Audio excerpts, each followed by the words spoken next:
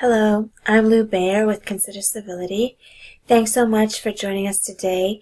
In our frame today, we have a quote that says, choosing civility as an underpinning value means having the courage to expend the time, money, or energy required to be civil. Civility is its own reward. So if you've been following the channel this past week, you probably would have picked up on sort of a theme, which is courage. And this is a quote that I use myself. It's highlighted in The Power of One, which is an online course and a book that I had the privilege of publishing recently. And the idea with this is that when you choose civility as one of your core personal values, there has to be a conscious recognition that it's going to hurt sometimes.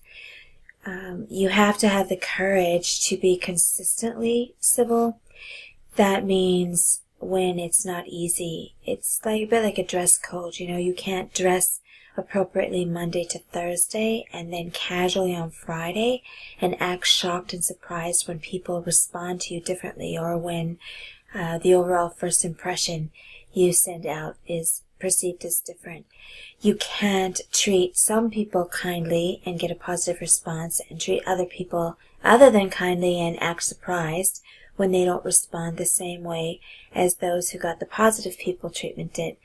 Some of this would seem obvious and common sense, but I can tell you with confidence that many people don't actually pause long enough to consider the impact of their actions or to weigh and measure what caused the impact. And so, as somebody who chooses civility as an underpinning personal value, and I hope that if you're a leader in an organization watching, that you've also managed to incorporate civility as a core value in your organization, as an underpinning value. But we just want people to be aware that there is a cost, first of all, and it's going to be time, money, energy, commitment.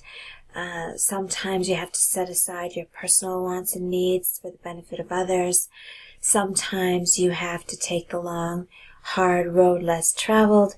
There's all sorts of implications when you choose civility, and it comes with it some conscious choices, but also some less conscious consequences. So please consider civility, and if you're going to choose civility, do take a little bit of time to weigh out what that's going to look like in word and in deed, and what the cost might be, so that you can prepare yourself and be stockpile your personal resources, as it were, and be prepared to expend the necessary costs.